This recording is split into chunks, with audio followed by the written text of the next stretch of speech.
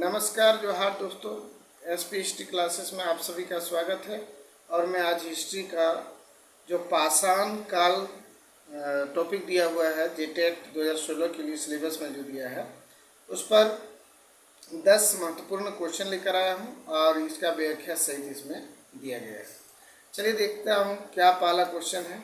तो पहला question number 1 आप देख पा रहे हैं कि एक ही कब्र में 3 मानव कंकाल निकले हैं। मतलब कहाँ, कौन सा ऐसा स्थान है जहाँ से एक ही कब्र में 3 मानव को दफनाया गया था। ऐसा प्रमाण या सबूत कहाँ से मिले हैं? तो नंबर ए में है सराय नाहर राय से, दमदमा से, महदहा से और लंगनाज से।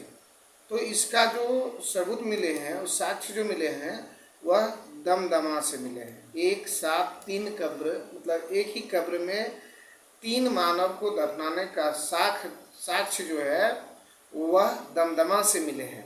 जैसे कि यहाँ आप देख पा रहे होंगे, कहता कि ये दमदमा जो है कि उत्तर प्रदेश के प्रतापगढ़ में स्थित मध्य पाषाणिक पुरास्थल सराय नहर राय, महदमा और दमदमा का उत्खनन इलाहाबाद विश्वविद्यालय द्वारा किया गया था। बहुत ही सुंदर व्याख्या दिया गया है। देखिए उसके बाद क्या है, इलाहाबाद विश्वविद्यालय द्वारा किया गया था। दमदमा में हुई खुदाई में कुल मिलाकर 41 मानस समाधान प्राप्त हुए, जिनमें से 5 समाधान युग्म समाधान, मतलब दोनों युगल जिसको बोलते हैं वह युग्म समाधान की 2 एक साथ मिले हैं, और एक समाधान में 3 मानव और एक में से 3 मानव को दफनाने का कंकाल प्राप्त हुआ है। अन्य समाधानों एकल मानव कंकाल, मतलब और उसके अलावे जो कब्र है उसमें से एक मनुष्य को दफनाने का साक्ष्य प्राप्त हुए हैं। सराय नहर राय से संयुक्त रूप से 2 पुरुषों या 2 स्त्रियों को एक साथ दफनाए जाने के प्रमाण प्राप्त हुए हैं। यहाँ की समाधियाँ छिछली एवं अंडाकार भी है। देखिए ये भी क्वेश्चन बना कि ये छिछली और अंडाकार भी थी एवं आवास क्षेत्र के भीतर स्थित थी, मतलब जहाँ लोग रहते थे वहीं उसको दफनाया जाता था। चलिए नेक्स्ट क्वेश्चन लेते हैं, क्वेश्चन नंबर 2, और देखते हैं क्या है। ये रहा क्वेश्चन नंबर 2। जैसे कि आप देख पा रहे होंगे, इसमें क्या है कि खदानों की कृषि सर्वप्रथम प्राप्त हुई थी।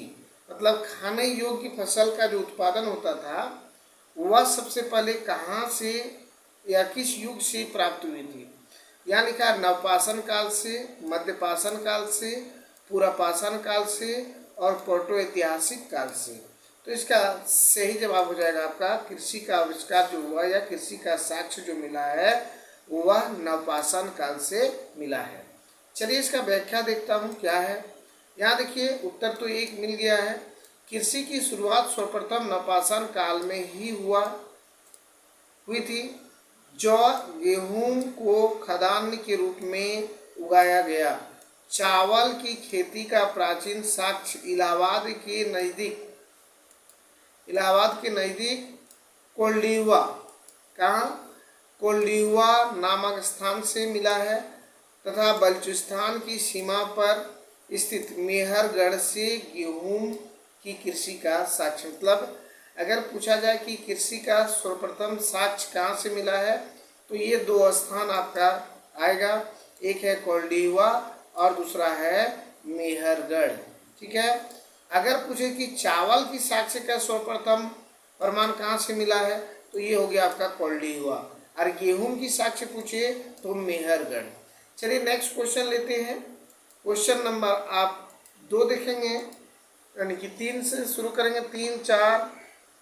तो यहाँ देखिए आप देख पा रहे होंगे क्वेश्चन नंबर 3 क्या लिखा है। क्वेश्चन नंबर 3 में कहता कि भारत में मानव का सर्वप्रथम साक्ष्य कहाँ से मिले हैं? भारत में मानव का सर्वप्रथम साक्ष्य जो मिला है वह कहाँ मिला है? नीलगिरी पहाड़ियाँ से, शिवालिक पहाड़ियाँ, या नल्लममाला पहाड़ियाँ, या नर्मदा घाटी। तो ये भारत में अगर मानव का प्रथम साक्ष्य की बात करें तो ये आपका नर्मदा घाटी से मिला है, क्योंकि जब नवपाषाण काल में कृषि का आविष्कार हुआ तो कृषि करने के लिए लोग जो है सर्वप्रथम नदी घाटियों में बसने लगे थे।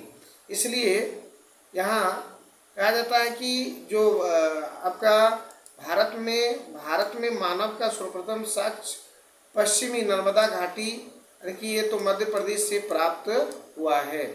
चलिए नेक्स्ट क्वेश्चन लेते हैं, क्वेश्चन नंबर 4। जैसे कि आप यहाँ देख पा रहे होंगे,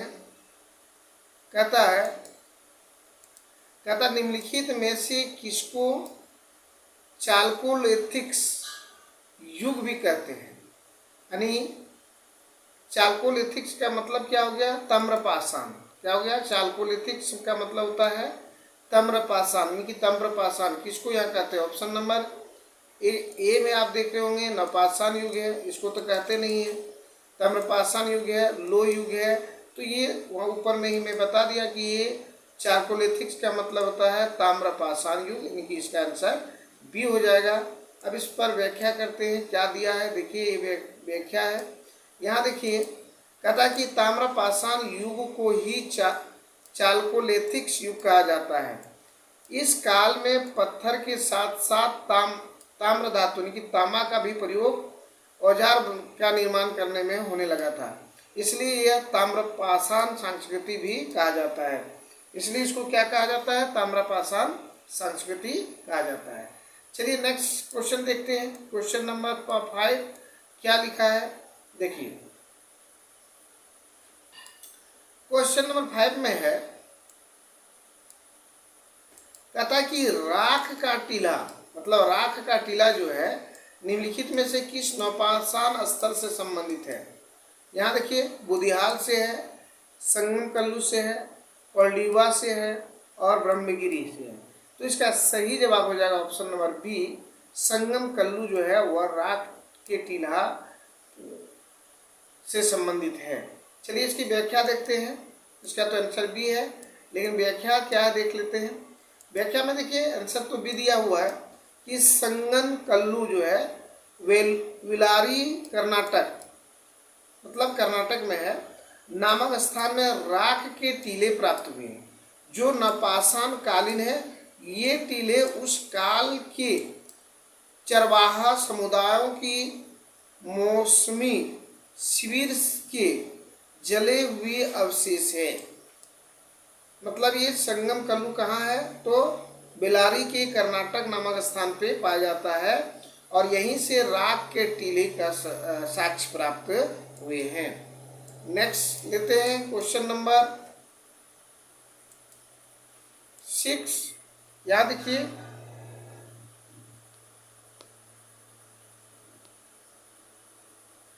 क्वेश्चन नंबर 6 में क्या है?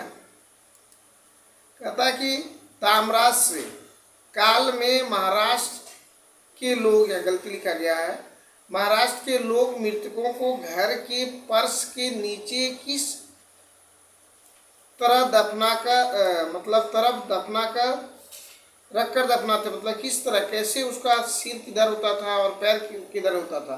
इसमें ताम्रपाषाण काल की बात कर रहा है, चालकोलिथिक्स युग की बात कर रहा है। तो याद देखिए, उत्तर से दक्षिण की ओर, पूरब से पश्चिम की ओर, दक्षिण से उत्तर की ओर और पश्चिम से पूरब की ओर। इसका सही जवाब जो हो जाएगा आंसर नंबर ए हो जाएगा, उत्तर से दक्षिण की ओर रख के उसको दफनाता था। यहाँ व्याख्या देखते हैं, व्याख्या में क्या है? ये रहा व्याख्या, ऑप्शन नंबर ए इसका सही जवाब है। कहता कि ताम्रपाषाण काल में महाराष्ट्र के लोग मृतकों को घर के फर्शों के नीचे, यानी कि घर का जो फर्श होते हैं उसके नीचे, उसको उत्तर से दक्षिण की दिशा की ओर दिशा में रख कर दफनाते थे। इस प्रकार की साक्ष्य कहाँ कहाँ से मिले हैं? तो इस प्रकार की साक्ष्य जो है आपको नेवासा, दहमाबाद और कोठे, इमाम गांव, ये सारी जगह से इसका जो साक्ष्य मिले हैं। आदि पुरास्थलों से मिले हैं। सांप के साथ मिट्टी की हंडियां तथा ताम्र निर्मित वस्तुएं भी दफनाए जाते थे। चलिए नेक्स्ट क्वेश्चन लेते हैं। नेक्स्ट क्वेश्चन क्या है? क्वेश्चन नंबर 7, जैसे कि आप देख पा रहे होंगे, कहता है कि गर्तावास के साक्ष्य प्राप्त हुए हैं। तो गर्तावास के साक्ष्य कहाँ से प्राप्त हुए हैं?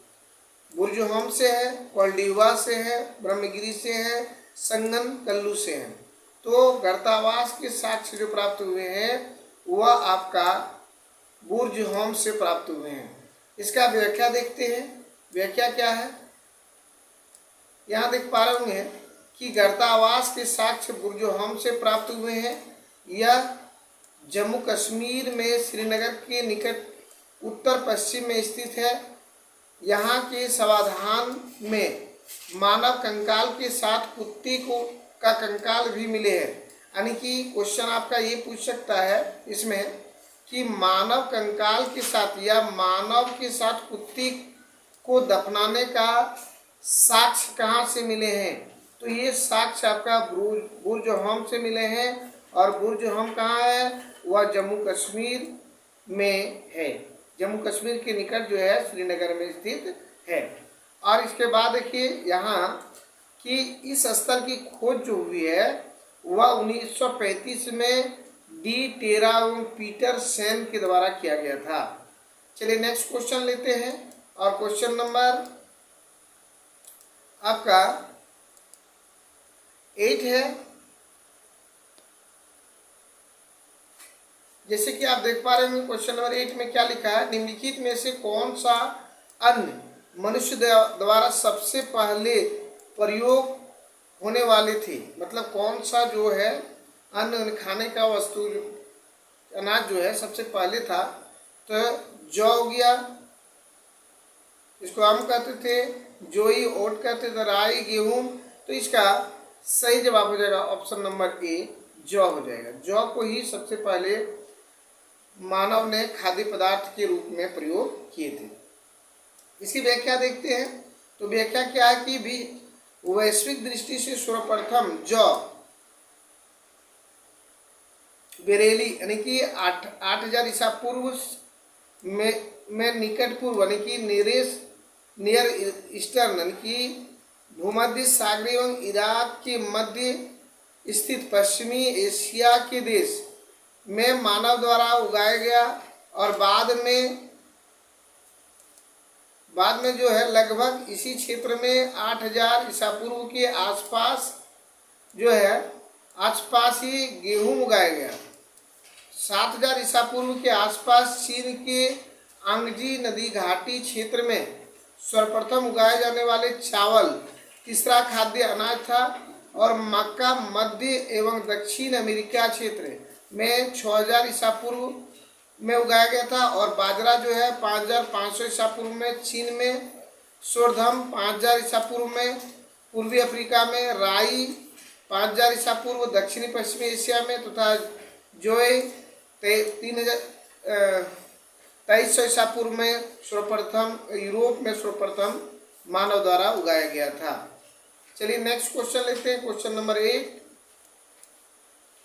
के बाद आता है 9।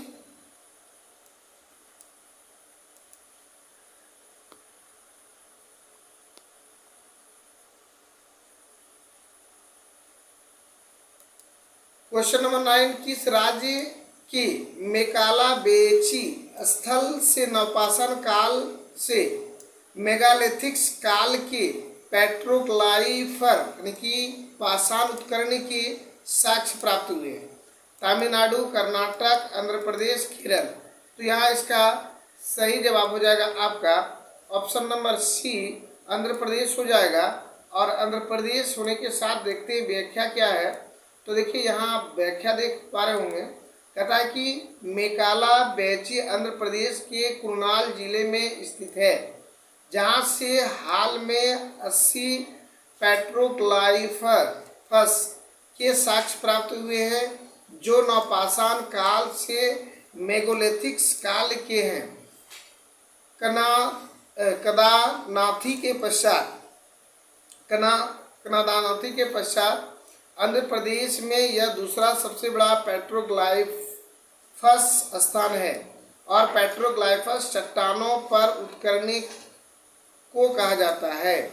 चलिए नेक्स्ट क्वेश्चन लेते हैं, क्वेश्चन नंबर 10 और आज का अंतिम क्वेश्चन देखते हैं क्या है। कहता है कि निम्नलिखित में से किस एक संस्कृति ने अपने मृत भांडों को सर्वप्रथम चित्रित किया। यहाँ है मध्य पाषाण है, ताम्र पाषाण है, नवपाषाण है, लोह युग है। तो इसमें क्या हो जाएगा, और इसका आंसर सही जवाब क्या हो जाएगा, सही जवाब हो जाएगा ऑप्शन बी। क्या हो जाएगा, ऑप्शन नंबर बी, यानी ताम्र पाषाण हो जाएगा। इसका क्या हो जाएगा, सही जवाब बी। तो ताम्र पाषाण के बारे में क्या व्याख्या करना है,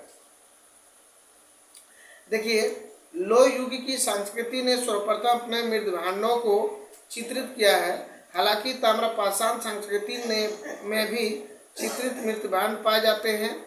यह मृतभांड नाना प्रकार के थे